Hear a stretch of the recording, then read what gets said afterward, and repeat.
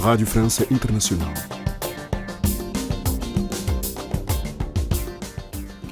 Bem-vindo à segunda parte da nossa emissão desta quinta-feira, dia de Vida em França. Começamos com a rúbrica Convidado, com o correspondente em Lisboa, Luís Guita, que conversa com Beatriz Gomes Dias, a primeira cidadã negra a candidatar-se à Câmara Municipal de Lisboa. Convidada. Beatriz Gomes Dias é a primeira mulher negra a apresentar-se como candidata à Câmara Municipal de Lisboa. A política e ativista, que nasceu em Dakar, mas tem raízes na Guiné-Bissau, foi eleita deputada ao Parlamento Português pelo Bloco de Esquerda em 2019. Agora, na corrida à capital portuguesa, a habitação, os transportes, a emergência climática, o combate ao racismo e à discriminação estão entre as principais preocupações. Beatriz Gomes Dias, comecemos por falar de África. Qual a influência das raízes guineenses? Influenciou profundamente a forma como eu me formei enquanto indivíduo, enquanto pessoa. Os meus pais são os dois da Guiné-Bissau, cresceram na Guiné. O meu pai veio para Portugal estudar na universidade. A minha mãe fez toda a sua vida adulta na Guiné, portanto, várias dimensões da cultura guineense estão presentes em mim, na forma como eu imagino o mundo, no que me dá prazer, nas músicas que gosto de ouvir também. E sem dúvida que a Guiné, a experiência dos meus pais, os artistas que eles ouviam, os livros, toda a experiência que eles tiveram durante o tempo que viveram na Guiné condicionou a forma como eu olho para o mundo. Está atenta ao que se passa na Guiné-Bissau. Como é que interpreta a instabilidade, os avanços e recuos que caracterizam a política guineense? Eu vejo como um país a construir a sua autodeterminação, ou seja, o país conquistou a sua liberdade depois das lutas de libertação, está independente há muito pouco tempo e o país foi depauperado durante o período de ocupação colonial e tem de construir todas as infraestruturas, os técnicos, tem que fazer toda essa construção da democracia, da sociedade, e tem uma sociedade civil muito forte, que também é um legado da mobilização dos combatentes para a libertação. Portanto, é um país que se mobilizou numa luta vitoriosa e que está a construir o seu presente e o seu futuro. Falando agora da política portuguesa, o que é que ele levou a avançar como cabeça de lista do Bloco de Esquerda à Câmara de Lisboa?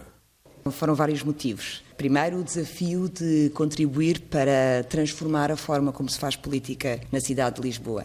O Bloco de Esquerda, no mandato anterior, já iniciou esse processo de transformação da forma como se faz política, dando maior prioridade às pessoas e confrontando alguns dos interesses desta ideia da cidade de mercadoria, da cidade de negócio, e por isso era importante continuar esse caminho que tinha sido iniciado. E a outra motivação é ser profundamente apaixonada pela cidade onde cresci, onde vivo e onde trabalho, e por isso era muito importante poder ativamente colaborar na transformação da forma como a política é feita na cidade. É preciso alterar um conjunto bastante vasto de temas, de formas, de fatores sobre a vida concreta das pessoas na cidade, e ter a oportunidade de poder protagonizar isso era muito interessante, e daí ter aceitado.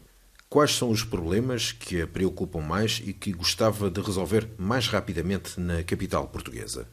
A habitação, sem dúvida. Portanto, nós sabemos que para as pessoas que querem viver na cidade de Lisboa, os preços são exorbitantes e são incomportáveis com os salários que a maior parte das famílias oferece e com os recursos que têm disponíveis. Portanto, é preciso garantir que há um aumento da percentagem ou número de casas disponíveis a preços que as pessoas possam pagar. Isso é, sem dúvida, uma preocupação. Os transportes também é uma dimensão que atrapalha a vida das pessoas. Muitas pessoas que trabalham em Lisboa não vivem em Lisboa e a maior parte delas acaba por optar trazer o carro porque os transportes públicos não são fiáveis.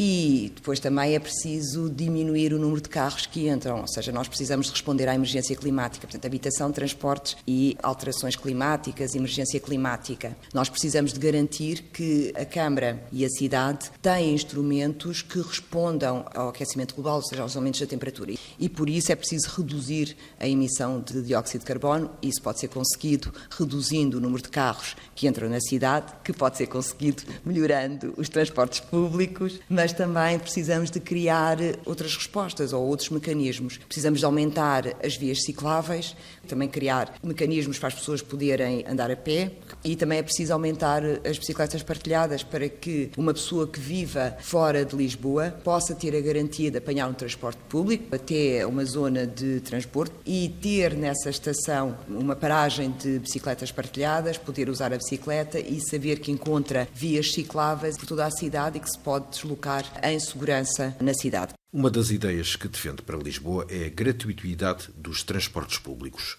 Como é que pensa tornar isso possível? É uma medida que responde à emergência social e à emergência climática. Nós estivemos a fazer as contas e essa medida, que será no início para pessoas desempregadas, custa 4 milhões. Esse é o valor que o município irá usar para poder implementar esta medida para pessoas desempregadas. Mas nós queremos que vá muito mais longe e que possa abranger a totalidade das pessoas que vivem em Lisboa. Estes 4 milhões é muito inferior ao que o município gastou de apoio, por exemplo, ao Web Summit. Portanto, é um valor que é perfeitamente execuível. Quando chegamos ao ponto em que os transportes públicos são gratuitos para todas as pessoas, também será um incentivo ao uso do transporte público. Portanto, as pessoas são incentivadas a deixar o carro em casa e a usarem os transportes públicos. Como já nos disse, uma das suas preocupações é a habitação e os preços exorbitantes do aluguer. Como é que será possível fazer baixar o preço das casas? Ser a Câmara de Lisboa a aumentar o número de casas disponíveis no mercado?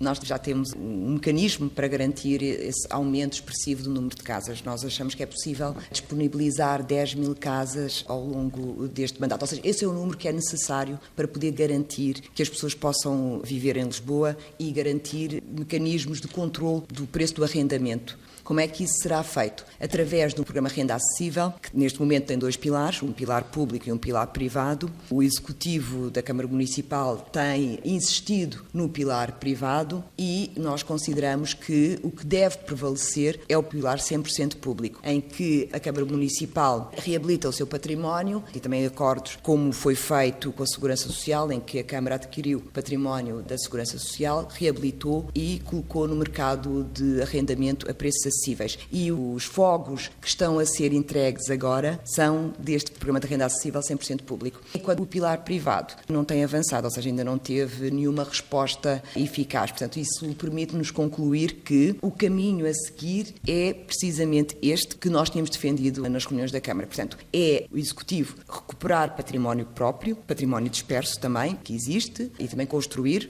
recuperar, reabilitar e colocar no mercado de arrendamento. O combate ao racismo é uma prioridade.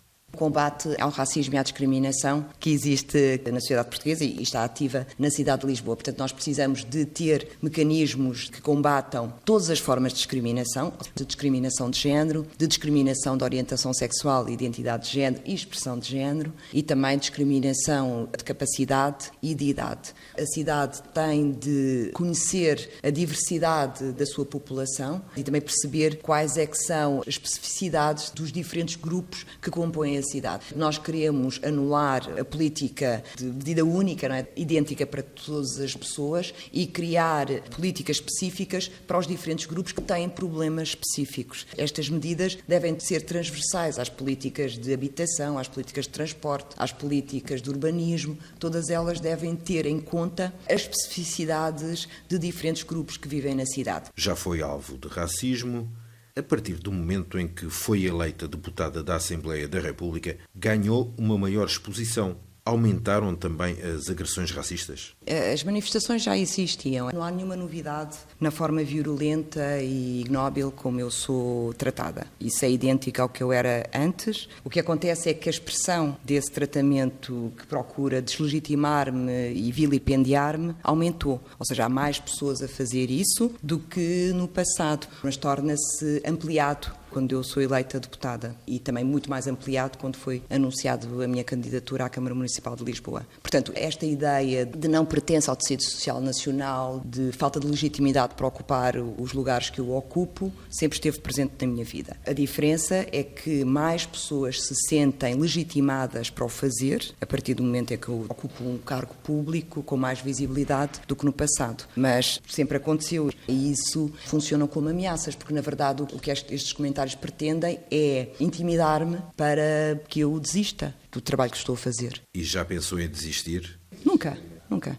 Este é o meu combate. A naturalização da violência contra pessoas negras e a naturalização da discriminação. É o centro da minha intervenção. Para além disso, pretendo criar condições ou fazer aprovar políticas públicas que melhorem a vida de todas as pessoas que vivem em Portugal, portanto, não excluindo ninguém. Ouvimos Beatriz Gomes Dias, deputada na Assembleia da República e candidata do Bloco de Esquerda à Câmara Municipal da capital portuguesa. De Lisboa, Luís Guita para RFI.